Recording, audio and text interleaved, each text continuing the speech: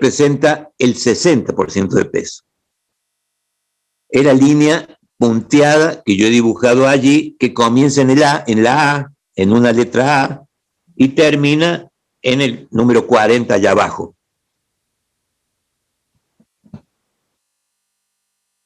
Que nos está marcando esa línea punteada el descenso lógico que tenemos de temperatura cuando nosotros estamos enfriando y queremos cristalizar. Bueno, veamos cómo es la característica de A. Si estamos en el punto, nos posicionamos en el punto A, ahí solamente vamos a tener líquido. Y vamos a tener un líquido homogéneo. Significa, ese líquido homogéneo, que es una solución de una sola fase líquida y una solución de plomo en estaño o estaño en plomo en última instancia, porque el estaño va a estar en una proporción del 40% y el plomo va a estar en una proporción del 60%. ¿Está bien? O sea que es fácil. Y es una solución líquida homogénea, o sea, con las características de una solución líquida. Dicho esto, comenzamos a bajar la temperatura extrayéndole calor sensible. Vamos a llegar a un punto en el cual vamos a interceptar con la línea vertical a la línea de líquidos. Vamos a terminar el punto B larga. En ese punto B larga, ¿qué nos está diciendo el punto B larga? Nos está diciendo que cuando nosotros hemos extraído calor, en el líquido empiezan a formarse los primeros gérmenes de un sólido, porque empieza a cristalizar el sólido, digamos, el conjunto de sustancias. Ahora bien, en un primer momento, en ese punto B, podría caber una pregunta. ¿Cuánto de líquido tenemos y cuánto de sólido tenemos? Esa es una pregunta. La respuesta sería, de líquido prácticamente todo, casi un 100%, pongámosle un 99,999 y puntos suspensivos. Eso en el punto B. En el punto B. Estoy volviendo a repetir lo que, para que su compañero ande bien, o sea que, o para el que llegó tarde. Porque recién comienza, o sea, aparecen los primeros gérmenes, o sea, todo es líquido, casi. Y hay algunos gérmenes sólidos que coexisten a esa temperatura, a la temperatura de ese punto, y son pequeños gérmenes, pequeños núcleos que empiezan a cristalizar en el punto B.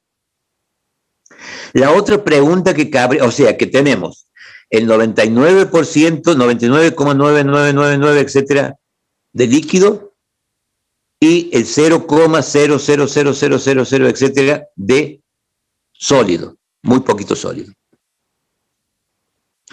Sin salir todavía de ese punto B, también nos puede surgir otra pregunta. Che, ¿cuál es la concentración de plomo y estaño que tiene el líquido?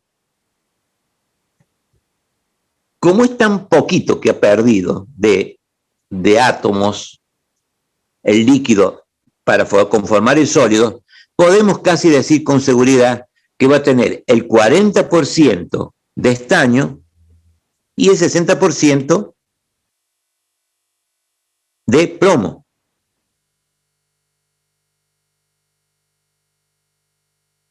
Ahora, está la otra pregunta. ¿Y el germen que se está formando, qué concentración tiene?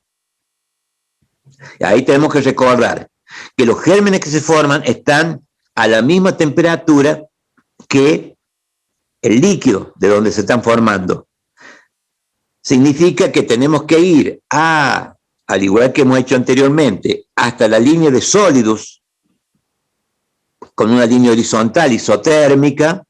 Vamos a llegar al punto M de la izquierda, Y ese punto M, si bajamos una perpendicular del punto M, vamos a tener qué concentración el sólido tiene de plomo y estaño. Yo diría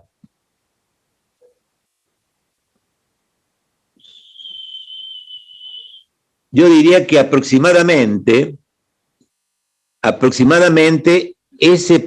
esos primeros gérmenes que están formando va a tener un 15% aproximadamente de estaño y un 85% de plomo. O aproximado, ¿no? Evidentemente no puedo acá yo decir exactamente, bajar la línea y medir, etcétera, pero más o menos es aproximadamente un 15% de estaño y mucho plomo. Bien, el estudio de esa isoterma está terminado. Les pido a ustedes que me digan si han podido escribir, que me digan que continúe. Yo particularmente sí le entendí esta. Bien, bien. Es importante que lo entiendan uno, dos o tres, aunque no lo entiendan todos, pero después entre ustedes, pónganse en comunicación y vayan viendo esto, porque realmente es una cosa muy importante, porque en la próxima unidad temática ya entramos en el tema de algo más complejo, que es aleaciones como por ejemplo aceros y fundiciones. Comenzamos en la próxima unidad temática, y que tiene este basamento es muy importante para comprender lo siguiente. Profe. Sí. Hasta acá vendría a entrar todo en el parcial, ¿verdad? No, ustedes están estudiando. Cuando nosotros decidimos, y vamos a tener con el ingeniero Gracia, nunca lo hacemos igual, pero le vamos a decir, por ejemplo, le vamos a tomar un parcial de la unidad temática 1 y 2, por ejemplo, en el caso mío, ¿cierto? Sí. Y la que ha dado él, no sé, la 4, por ejemplo. O le podemos decir, el primer parcial va solamente comprender a la unidad temática 1. Generalmente lo elige él eso. ¿Está bien? Pero les avisa. Cuando dice que el parcial comprende solamente la unidad temática 1, solamente será lo que hemos visto con la unidad temática 1. No vamos a ver esto, sino vamos a ver lo anterior. ¿Está bien? O sea que le vamos a avisar previamente qué comprende el parcial en función de las unidades temáticas dadas o no dadas. ¿Entendido? Sí, profe. Gracias. Bien. Bueno, fíjense ustedes que antes de salir del punto B, fíjense que se recuerdan ustedes que habíamos visto el concepto de la red de la palanca inversa. Ahí, en ese punto, el segmento horizontal MB nos está hablando, si se recuerdan lo que hemos hablado de palanca inversa, que también se puede representar el MB como la totalidad de la masa presente en el experimento, que en este caso específico, el MB será la total de la masa, pero también será la totalidad del líquido que tenemos, porque prácticamente consideramos que tenemos una cantidad infinitesimal de átomos perdidos en forma sólida, o sea que prácticamente el segmento que le correspondería a la palanca inversa de sólido no lo tenemos, es 0. ¿Está bien? Bien, ahí terminamos ese isoterma. Si continuamos extrayendo calor, ahora ya no es calor sensible, sino es calor latente en parte, va a seguir bajando la temperatura porque es una zona bifásica que hemos entrado, en la cual hay coexistencia de dos fases, o sea, sólida y líquida, y vamos a llegar al punto C.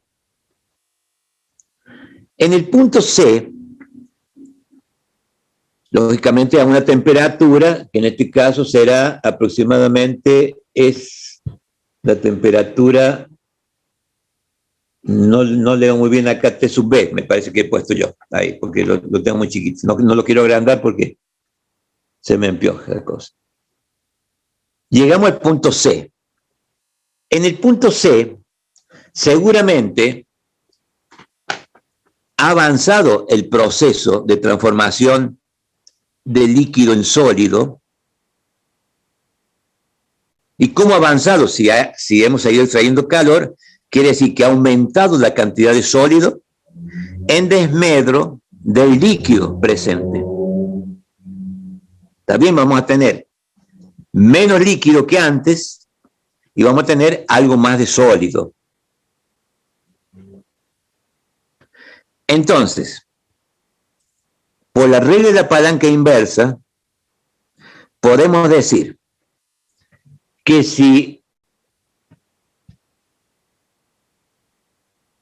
el segmento PE, les ruego que me corrijan si no es PE, bueno, voy a tener que agrandarlo un poco.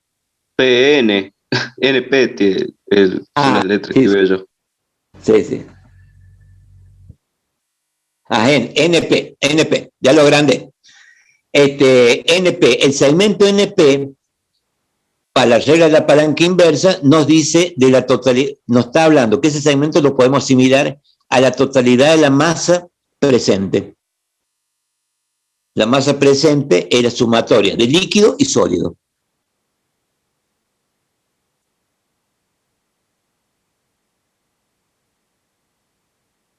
El segmento CP, en ese segmento grande, el CP nos puede decir la cantidad relativa en porcentaje, podemos calcularlo, de sólido que tenemos presente ya.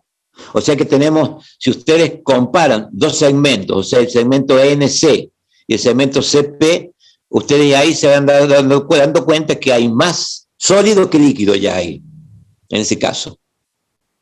Porque el segmento es más grande, el de sólido. El de sólido está a la derecha y el de líquido está a la izquierda. Acuerden ustedes, regla de la palanca inversa. ¿Cómo lo calculan? ¿A qué porcentaje tienen de líquido y sólido? ¿Puedes repetir? Sí. ¿Puedes repetir la última parte de la palanca inversa? Bien, la regla de la palanca inversa dice que el segmento que está a la derecha de la línea vertical, que sería en este caso CP, nos está representando la cantidad porcentual de sólido. Mientras que el segmento NC nos representa la cantidad porcentual de líquido remanente. Los dos sumados nos va a dar el segmento NP, que es el total de la masa que estamos nosotros experimentando.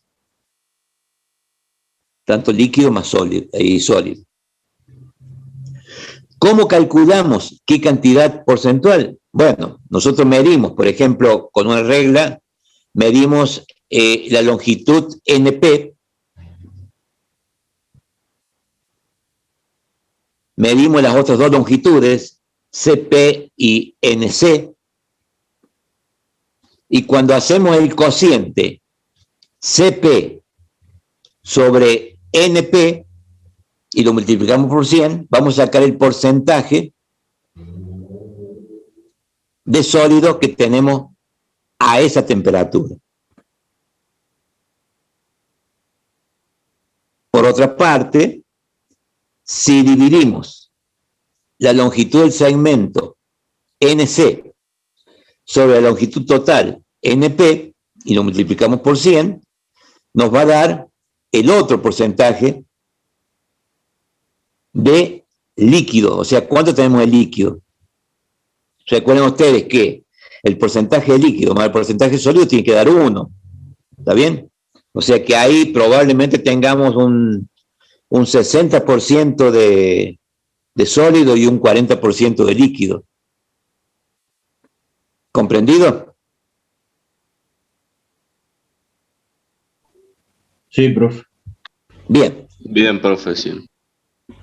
Con eso nosotros decimos, bueno, sabemos cuánto de líquido y sólido tenemos. Sí, Profe, escucho. ¿Puede volver a repetir ahí cuando dijo el 60%, ahí lo último que dijo? Disculpe. Claro. Cuando ustedes hacen los dos cocientes y lo multiplican por 100 a cada uno, seguramente... Disculpe. Sí. Dijo que haga el cociente de CP sobre NP y lo multiplique por 100. Claro, porque CP sobre NP no va a dar tanto por 1 en última instancia. Si lo multiplico por 100 es el tanto por ciento. O sea, eso lo di la clase anterior. O sea, que repásenlo, es matemáticamente perfecto, o sea, un porcentaje. O sea, un segmento más chico y un segmento más grande, ¿cuánto representa el segmento más chico dentro del segmento más grande? Y aparte de eso, si tomamos el otro segmento, que sería el NC, y hacemos la misma operación, vamos a sacar el complemento de la anterior cantidad porcentual. O sea que ambos, la suma de los dos porcentajes, seguramente va a dar 1, o 100% en última instancia. Supongamos que el segmento NP valga 10 centímetros, que el segmento CP valga 6 centímetros. 6 centímetros sobre 10 nos va a dar 0.6.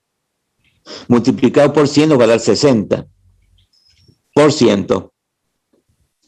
Seguramente el otro segmento es lo que falta para llegar a 100 o para llegar a 1. O sea, NC lo medimos, seguramente va a ser 4 si el otro era 6. Porque la suma de 4 más 6 va a 10, que es el segmento total. Para sacar el porcentaje es 4 dividido 10, 0,4, multiplicado por 100 da 40. Entonces uno va a tener, el sólido va a tener 60%, va a representar el 60% de la masa, y el líquido va a representar el 40% de la masa. Bien, eso en cuanto a cantidades de líquidos relativas, líquido y sólidos relativas. Sin abandonar esa temperatura, ¿habló alguien?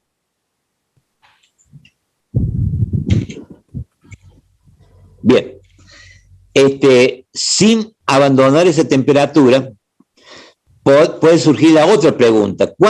¿Qué porcentaje tiene el líquido? O sea, ¿cómo está constituido el líquido? ¿Y cómo está constituido el sólido? Y ahí nos vamos al punto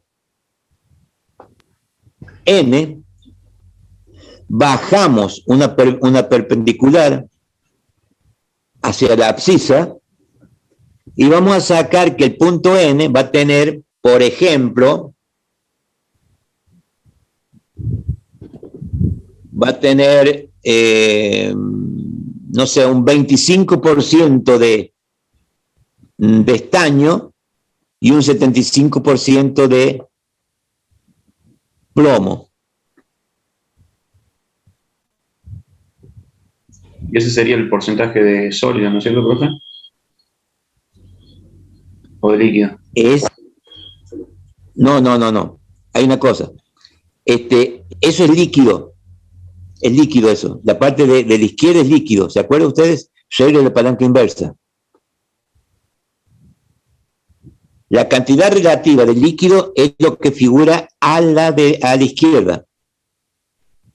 de la línea vertical.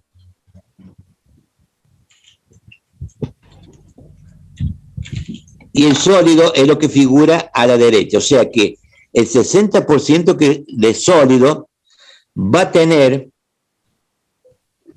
perdón. Espera un momento.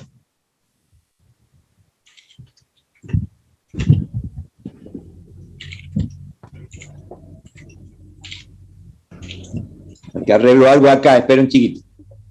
Listo. La cantidad de vuelvo a repetir, la cantidad el porcentaje de sólido lo está marcando la línea de sólidos.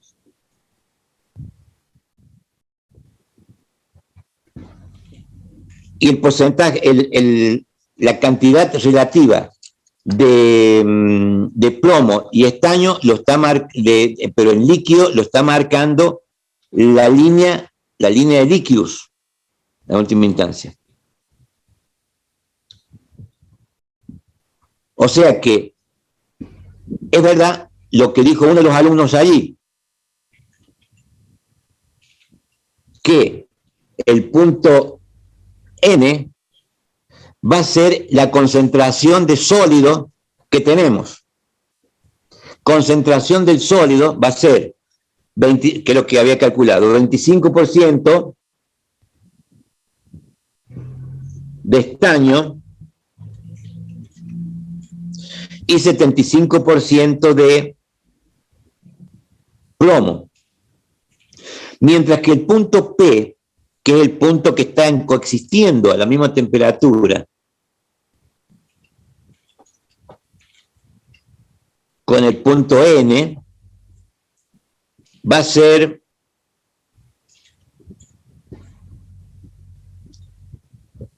pongámosle 55% de estaño y 45% de plomo, aproximadamente. Lo que pasa es que yo estoy con la netbook acá, entonces cuando lo agrando, toda la parte de abajo de la abscisa se me desaparece. Lo agrando para leer las letras, que las he escrito muy chiquitas. ¿Comprendido el tema? ¿Qué coexistencia hay ahí entre un sólido y un líquido? Una cosa es la cantidad de sólido y líquido y otra cosa es la concentración del sólido y la concentración del líquido. Para saber la cantidad de líquido y sólido, regla de palanca inversa. Para saber las concentraciones dentro del sólido y dentro del líquido, son los puntos que están dentro de ese sistema bifásico, están en coexistencia, digamos, líquido y sólido.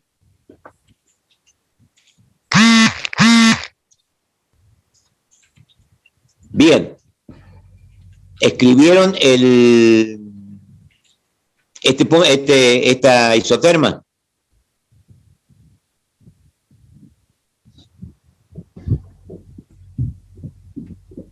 Sí, profe.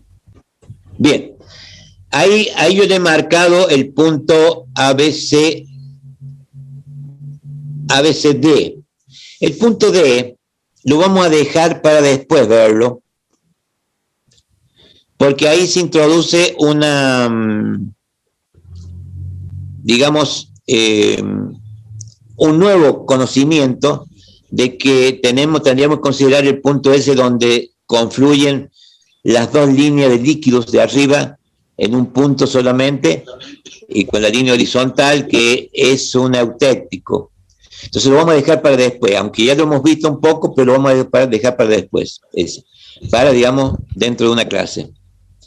Vamos al punto E. El punto E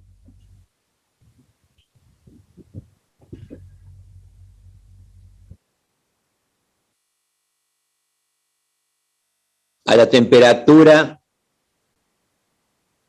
T4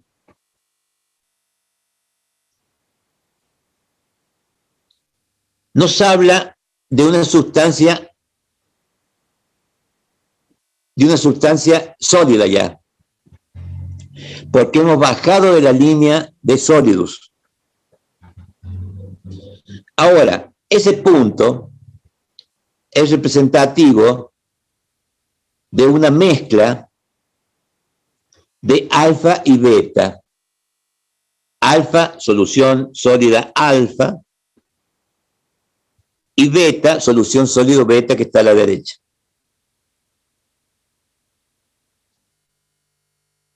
Por la regla de la palanca inversa, como es una mezcla, como es bifásico también, es una zona bifásica, podemos decir que la masa total de sólido ahora va a ser RS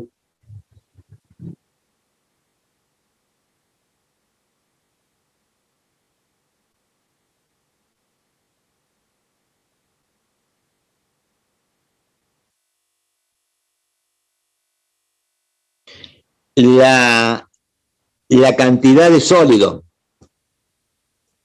beta dentro de la mezcla está representado por R más RE, de la palanca inversa.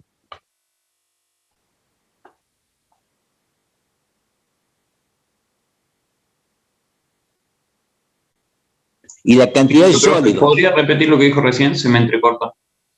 Claro, por la regla de la palanca inversa tenemos que, como una mezcla, similar a la anterior, pero ahora es sólido-sólido, vamos a tener que la totalidad de la masa sólida que tenemos, que es una mezcla de alfa más beta, va a estar representado por el segmento RS. Y respetando lo de la palanca inversa, que lo estudiamos nosotros anteriormente, vamos a decir que RE, el segmento RE,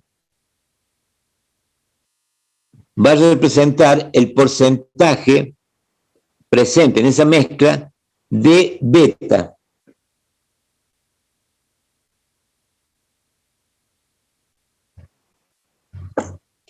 Mientras que ES, que es el otro segmento, va a representar el porcentaje en esa mezcla de alfa, regla de la palanca inversa.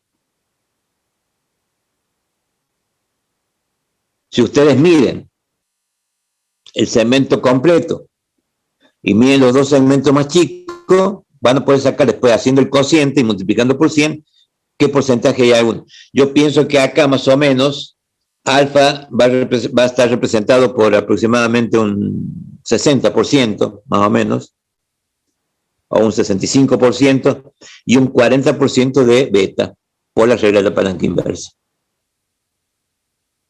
Ahora,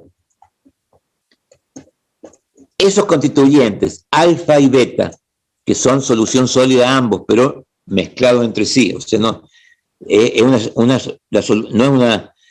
la mezcla es una sustancia heterogénea, constituida de parte de alfa y parte de beta. El punto S nos va a estar hablando de la concentración de la sustancia plomo y estaño en la solución sólida beta.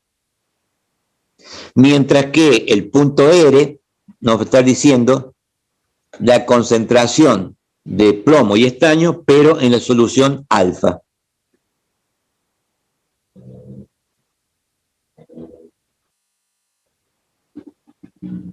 Si lo copiaron,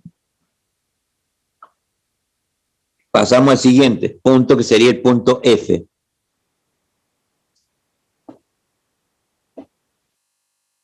En el punto F, fíjense ustedes que es bastante similar al anterior, pero las líneas limítrofes de alfa y beta se han apartado un poco del centro.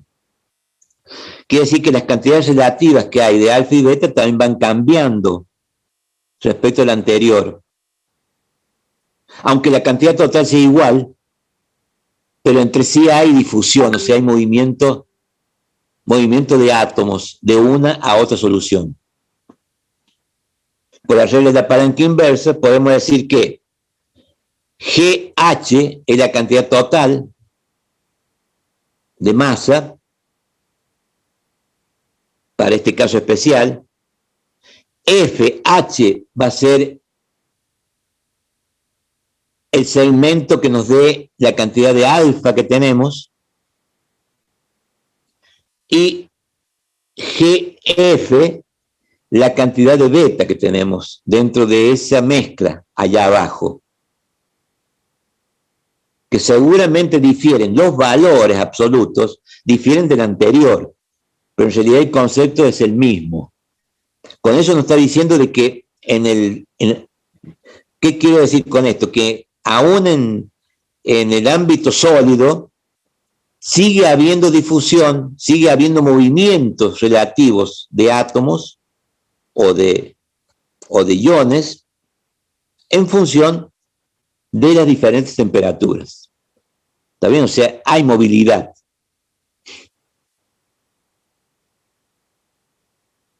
También allí podemos sacar qué porcentaje tenemos de alfa, qué porcentaje tenemos de beta para esa temperatura, qué porcentaje de sólido alfa y qué porcentaje de sólido beta tenemos a esa temperatura. ¿Está bien? O sea que es el mismo cálculo del anterior, pero con diferentes valores absolutos. Bien. Dicho esto, espero que hayamos redondeado un poquito más los conceptos de cómo uno, cuando enfría una solución líquida completa, totalmente soluble, pero que en estado sólido es soluble parcialmente, los elementos de los cuales comenzamos a trabajar, que en este caso sería plomo estaño, qué es lo que pasa a lo largo de un proceso de enfriamiento y cristalización.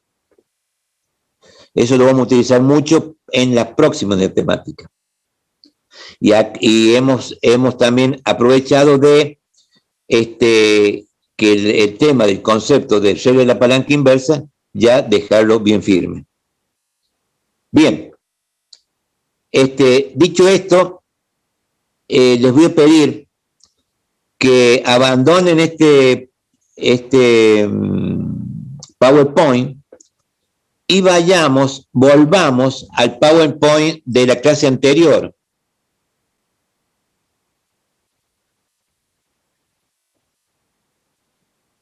Disculpe, profe, ¿podría recordar cuál es el de la clase anterior? Yo creo que ustedes tienen, que es la unidad temática 2. Unidad temática 2. Aleaciones. Aleación, exactamente, aleación, pero es la primera parte. Y váyanse a la última slide, que quiero charlar un chiquito con ustedes. ¿A cuál, profe? Perdón, que se me escuchó entrecortado. Es aleaciones, lo que vimos en la clase anterior. Aleaciones, que es la unidad temática 2. Sí. A la página. ¿A qué slide? Vamos ahí. Perdón, voy yo con mi computadora acá. Y vayan a la diapositiva última, que es un cuadro. Lo quiero revisar con ustedes nuevamente. Sí, profe, ahí está. Bien. Yo todavía no llego.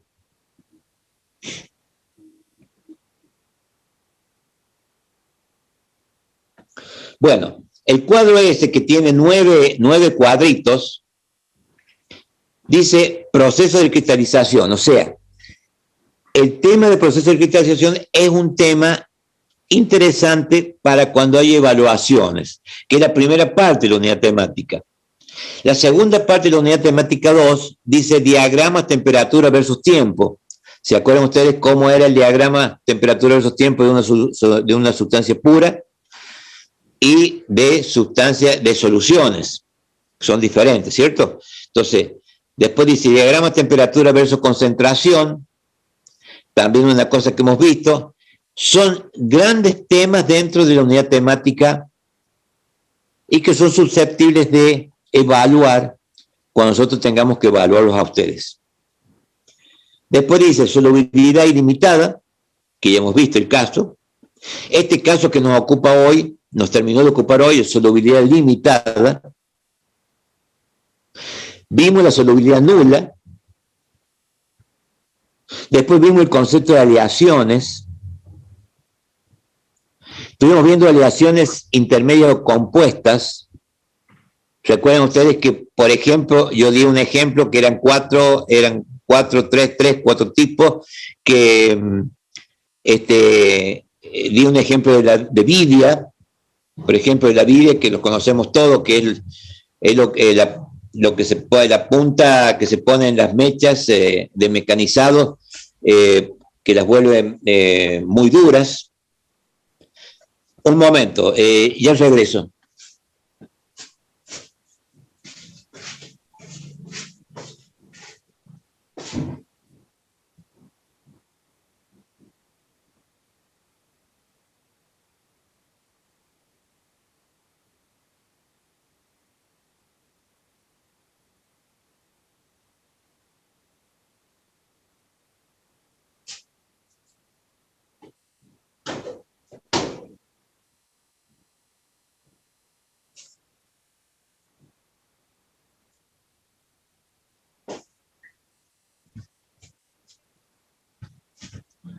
Bien, acá estoy de vuelta. Y finalmente transformaciones de 3 fases, que lo vimos en la clase anterior, en el cual vimos peritéctico, peritectoide, los puntos de transformación, eutéctico y eutectoide, que lo vamos a ver ahora con más detenimiento cuando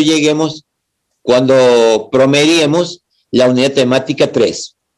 Bien, yo estoy viendo, me decía el ingeniero Gracia, que a las...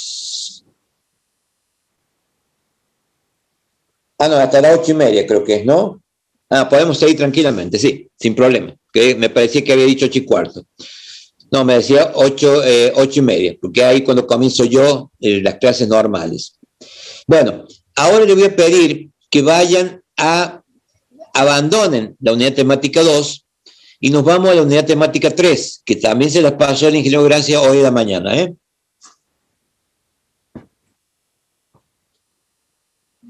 Ahí me fijo si está, porque yo acá no la veo.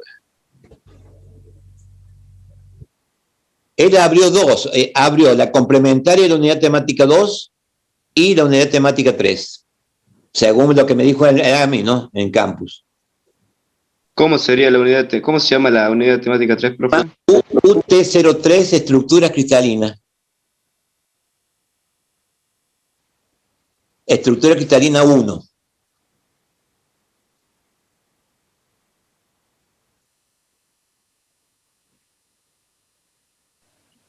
Parte 1 de 2 sería.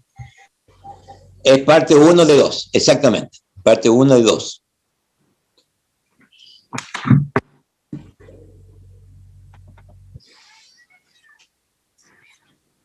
Comienza, aunque no se está abriendo acá todavía, a mí no se me está abriendo, pero comienza con el tema de mineral de hierro. Siderurgia, aparece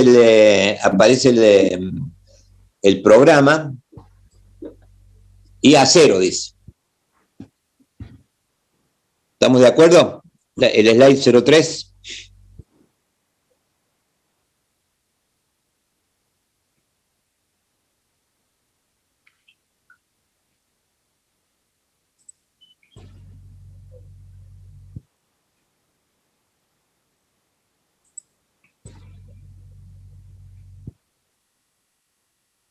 Hola. ¿El que dice parte 1 de 2, profe? Sí, creo que sí. A ver un momento. Empieza a hablar de acero, puede ser, profe. Sí, 1 de 2, parte 1 de 2, sí, exactamente, es.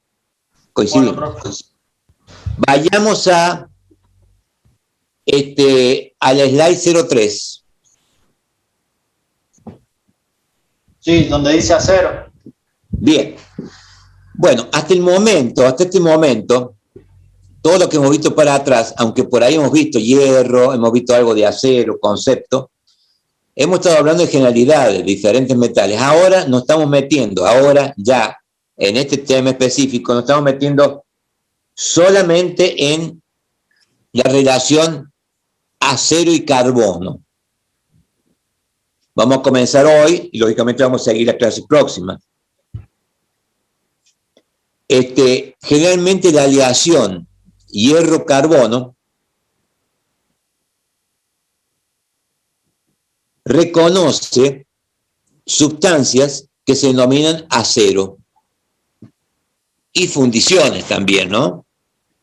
Pero vamos a comenzar con acero. Entonces, el acero al carbono, se denomina acero al carbono, es una aleación de hierro-carbono con contenido de carbono siempre menor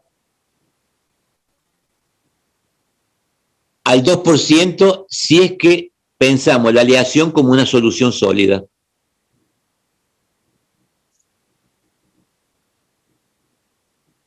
Si pensamos la aleación como una mezcla o solución sólida, o sea, un conjunto de sustancias monofásica o bifásica, nosotros estamos hablando de acero, todas esas son acero en última instancia,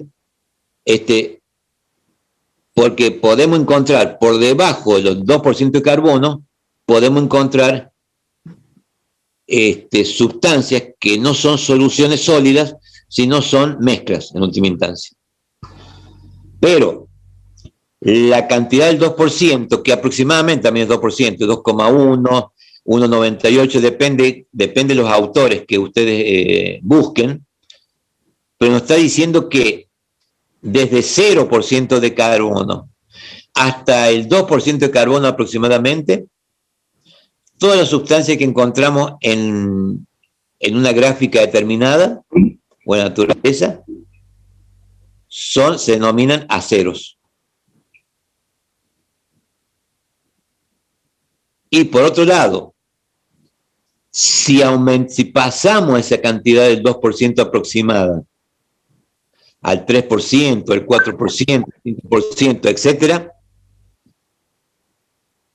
ya no se llaman aceros la relación entre hierro y carbono, sino se llama fundiciones. Lo vamos a ver a posteriori.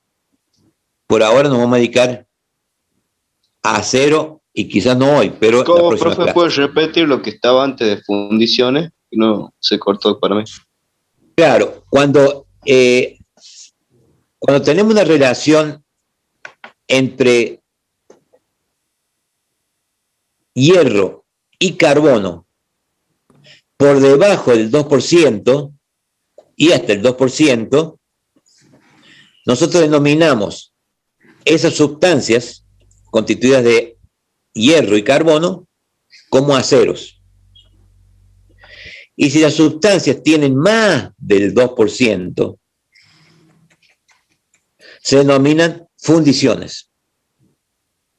Ah, bien, profesor, que no voy a escuchar. Gracias. ¿Bien? Bueno.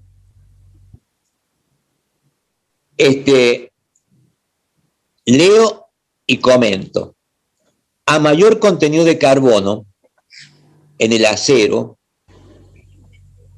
se eleva la resistencia de la tracción, se incrementa el índice de fragilidad en frío y disminuye la tenacidad y la ductilidad. Lo digo en otras palabras. ¿Se recuerdan ustedes que habíamos hablado de que el acero, generalmente en una estructura de hierro, estructura cristalográfica de hierro, generalmente el carbono se introduce intersticialmente por su tamaño relativo con el tamaño del hierro? ¿Está bien? Eso sí, ustedes se recuerdan. Entonces, en la medida que nosotros metamos dentro de una estructura de hierro, cristalográfica, de hierro, metemos más carbono, podemos meter Una estructura puede aguantar un átomo de carbono, 2 átomos de carbono, 5 átomos de carbono, 10 átomos de carbono, etc. Pero mientras más carbono le metamos dentro de esos intersticios, a la estructura cristalográfica, a la estructura del hierro, la estructura se va a distorsionar cada vez más y se va a volver cada vez más dura, más resistente. O sea, que a más cantidad de carbono, la estructura que logramos va a ser más resistente que una que tiene menos carbono. Doy un ejemplo. Si yo tengo una aleación de acero, un acero, constituido de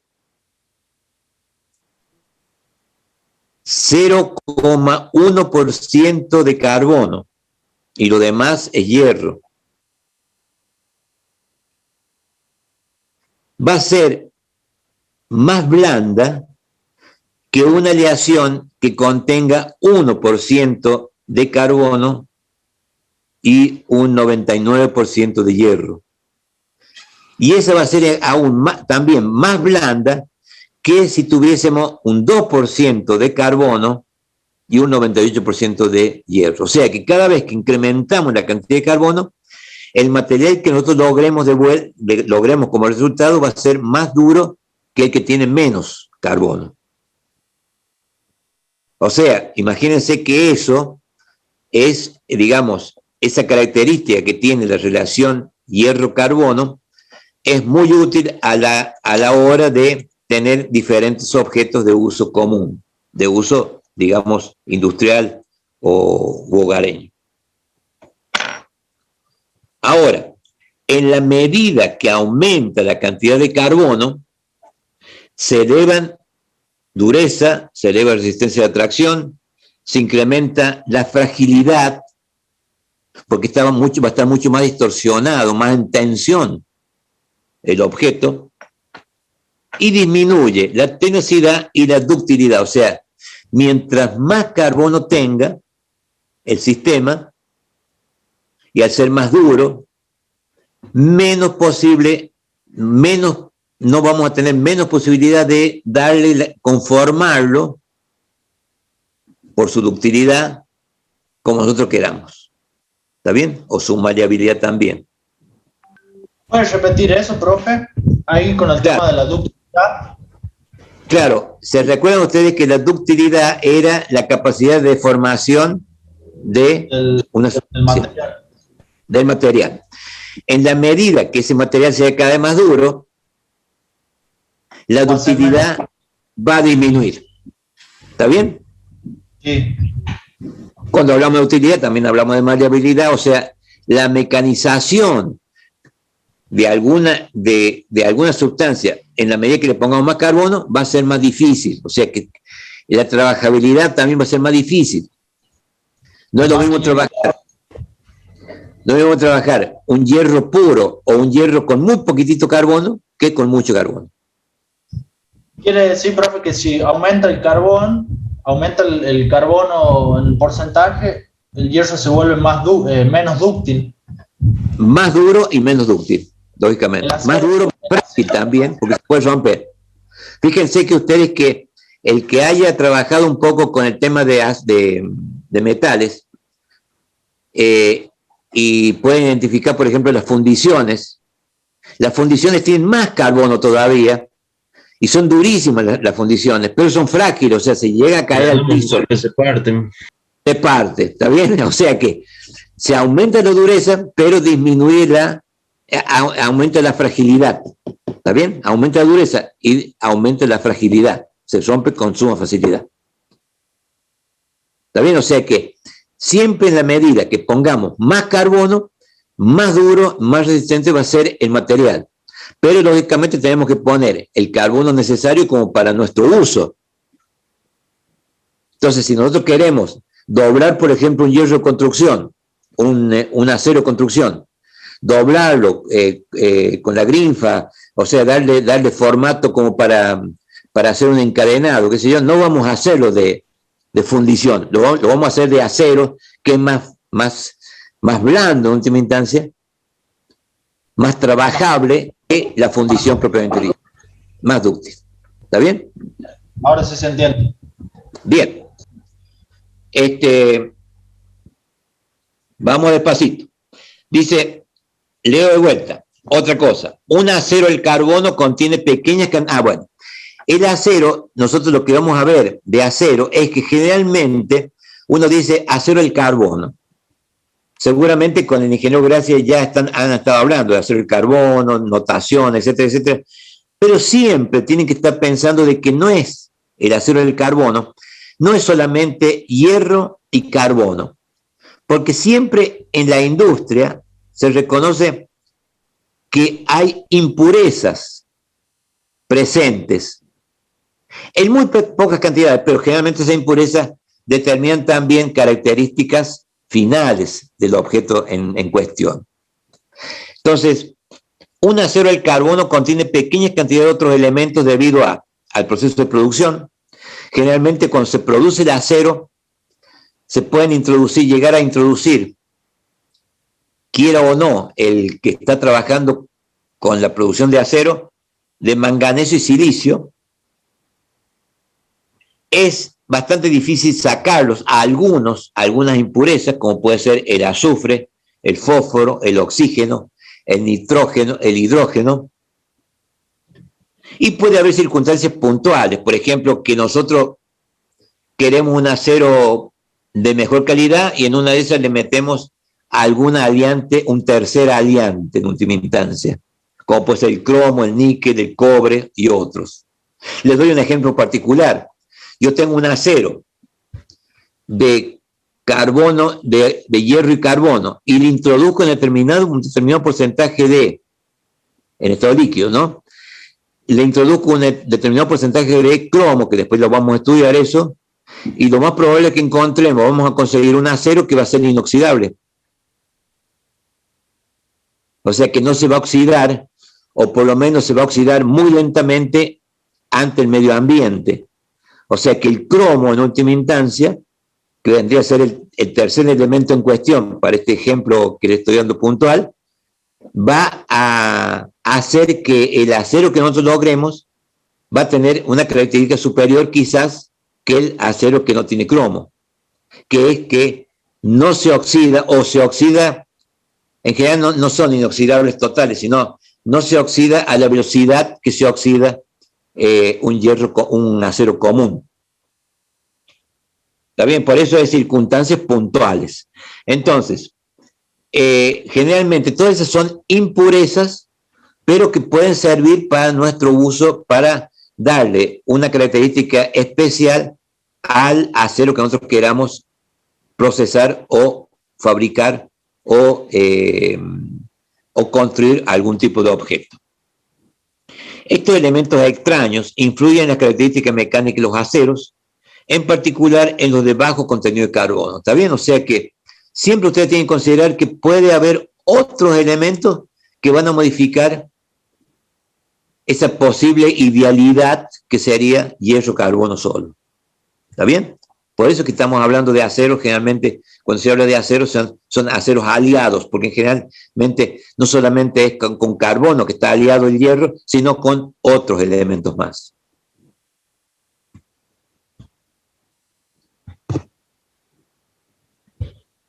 Cero 4. Impurezas en el acero. Dice, en general los aceros ordinarios contienen cantidades menores porcentuales de 0,9 en manganeso, cantidades menores de 0,5% de silicio. Son las impurezas, ¿no? Cantidades menores a 0,10% de fósforo y porcentajes por debajo del 0,10% también de azufre. En general, con otras impurezas también que no las hemos puesto acá en este listado. Hablemos un poquito de estas impurezas, particularmente las últimas dos. El fósforo y el azufre en general son perjudiciales para la calidad de los aceros. O sea que sería mejor que no tenerlos. O lo que se procura eliminarlo durante el proceso de fabricación. O sea, cuando uno fabrica el acero, trata de que el contenido, el porcentaje de fósforo y azufre sea el menor posible. ¿Por qué? El azufre provoca reducción en la capacidad de alargamiento, o sea, el estiramiento de una barra de acero se reduce cuando hay azufre presente y también disminuye la resistencia del acero. Por eso es que el azufre generalmente se lo trata de extraer en aceros de más calidad. Generalmente se presenta como sulfuro de hierro o sulfuro de manganeso porque es azufre o manganeso. Generalmente aparece. Por otro lado, el fósforo generalmente se encuentra disuelto en los cristales conformados de hierro y carbono. Acá yo le he puesto ferrita, lo que pasa es que algunos de ustedes sabrán lo que es ferrita, otros no todavía, pero la ferrita es una de las 3 soluciones sólidas que se puede lograr carbono en hierro. La ferrita es la que está a menor temperatura. Generalmente cuando el fósforo se mete dentro de la estructura cristalina de la ferrita, que ya vamos a ver después cómo está constituida la ferrita, que es una estructura cristalina, cristalográfica BCC, le comunica gran fragilidad, o sea que le introduce una característica que no es conveniente. Entonces queremos eliminarlo el fósforo. Entonces, se recomienda que en los aceros ordinarios el contenido de cada uno de esos elementos no pase del 0.6, de los elementos que están arriba, ¿no? No pasen del 0.06% para tener un acero de buena calidad. O sea que el manganeso no sobrepase el 0.06%, tampoco el silicio, tampoco el fósforo, tampoco el azufre. En los aceros de calidad se suele exigir porcentajes de fósforo y azufre inferiores al 0.03%, inclusive, o sea, menos todavía, porque el azufre y el fósforo son contraproducentes. Generalmente no podemos lograr prácticamente que el contenido de azufre y fósforo sea cero, pero sí disminuirlo. Ya con la disminución logramos que nuestro producto sea de mejor calidad.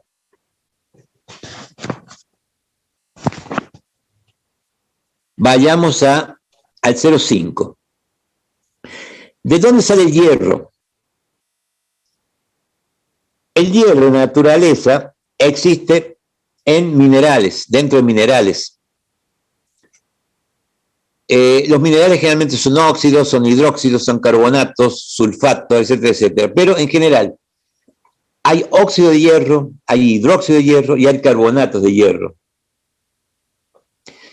que tienen, según sus características cristalográficas, tienen diferentes nombres, reciben nombres. Por ejemplo, la hematita es un mineral de hierro, de óxido de hierro, óxido ferroso. La magnetita es otro mineral que también es de óxido de hierro. También hay otro mineral que son hidróxidos, como la limonita, que tiene moléculas de agua incluidas, aparte de ser hidróxidos. Y también hay carbonatos como la siderita. O sea, son diversos esos nombres, son nombres que los mineros reconocen a los minerales de hierro. Hay más minerales de hierro, pero estos son los que generalmente se utilizan más en la industria para poder separar el oxígeno del hierro o el hidroxilo de hierro o el carbonato de hierro para tener el hierro puro o el hierro prácticamente puro con algunas impurezas, que es el que posteriormente va a conformar el acero. ¿Está bien? O sea, el hierro es nuestra materia prima principal del acero. Profe. Sí. Esos serían los minerales que encontramos nosotros en la naturaleza. En la naturaleza, o sea, el minero va y consigue hematita. Si ustedes van al siguiente gráfico, al siguiente slide, que es el 06, después volvemos, van a ver ahí unos trozos de mineral. Hematita, dice. Es una roca. Fíjense que la roca de la derecha tiene una roca, tiene una característica como de óxidos, es porque tiene hierro adentro. Fíjense, si seguimos el siguiente, el 07, la magnetita tiene características magnéticas, eso lo encuentra en la naturaleza también. Fíjense cómo se pegan esos pelitos que se ven, son que se están pegando partículas de hierro porque es magnética. El mineral de hierro. Ahora, de estos minerales, uno tiene que limpiarlos para sacar el hierro que combinado con el carbono nos va a dar el acero. ¿Está bien? Sí. Sí, ¿Entendido? profe. Bien. O sea que el mineral ese que cualquiera de ellos, hematita, magnetita, limonita, siderita, etcétera, contiene un montón de impurezas. Generalmente que son las rocas, o sea, los minerales contienen en menor o mayor medida elementos indeseados que son indeseados para nosotros, ¿cierto? Pueden ser muy útiles para otra cosa, pero los efectos de poder fabricar nuestro hierro, que después nos va a permitir hacer acero, fundiciones, etcétera, etcétera, esos elementos son indeseados. O sea que lo denominamos ganga, se denomina ganga, porque eso hay que tirar, digamos, separarlo del proceso de purificación de hierro, sería. La ganga puede ser separada del mineral de hierro mediante dos métodos. Usando la propiedad magnética del hierro, o sea, nosotros molemos el hierro, molemos el mineral, y probablemente con imanes fuertes, con imanes poderosos, en una de esas el hierro presente en ese mineral se va a separar y lo que quede va a ser la ganga, que lo vamos a dejar de lado. O podemos usar, por otra parte, que es lo que más se usa generalmente, la diferencia de densidad que existe entre la ganga y el hierro. Entonces, sumergiendo el mineral en el agua, pulverulento, el hierro generalmente se va a ir abajo y la ganga va a flotar o va a estar un poco por encima porque la densidad de la ganga generalmente es menor porque el hierro tiene una densidad bastante apreciable. Una vez que se ha separado el hierro de la ganga, es la primera etapa de purificación del hierro, o sea, todavía es impuro, pero ya tiene más pureza que de lo que se comenzó, que es el mineral.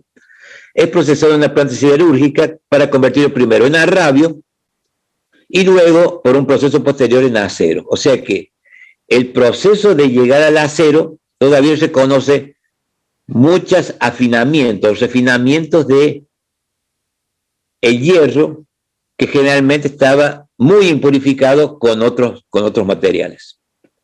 Bien, son las 1:30. Volvamos a ver hematita, o sea, las rocas, volvamos a ver la magnetita, y la próxima clase vamos a comenzar con producción de arrabio. O sea, una vez que se ha separado esa ganga inicial, vamos a producir arrabio, que es una sustancia que va a tener ya más cantidad de hierro, y después que la vamos a procesar de vuelta y vamos a llegar a tener acero, es decir, realmente. ¿Está bien? Generalmente el arrabio se produce en los denominados altos hornos. Entonces, el punto 08, producción de arrabio, es donde vamos a comenzar la clase próxima a hablar. ¿Ok? Esa sería Chicos, la producción en masa del hierro. claro, o sea, el mineral de hierro nosotros lo empezamos, cualquier mineral, nosotros tenemos que traerle algo que tenga ese mineral, lo tenemos que ir refinando, o sea, lo tenemos que ir separando de lo que no nos interesa. En el caso del hierro, separamos un montón o sea, por ejemplo, tenemos 10 kilos de roca, en una de esas vamos a conseguir 500 gramos de hierro puro. ¿Está bien? Claro, ahí Ese proceso, ¿hola? Ese proceso se logra a través de varias etapas. Una de ellas es separar inicialmente la ganga y después, mediante unas reacciones térmicas, nos van a hacer que se separe el hierro, por ejemplo, del óxido, o sea, del oxígeno, o hierro del oxidrilo. ¿Se acuerdan ustedes cómo estaban constituidos los minerales? ¿Está bien? Entonces, para lograr el hierro puro, hay que separarlo de, supongamos, si está oxidado ese hierro, hay que reducirlo y sacarle el óxido, sacarle el oxígeno en última instancia. Y eso se hace en otra, que es lo que se denomina producción de agravio. ¿Entendido? Sí, volvemos sobre este tema en la clase próxima, seguramente.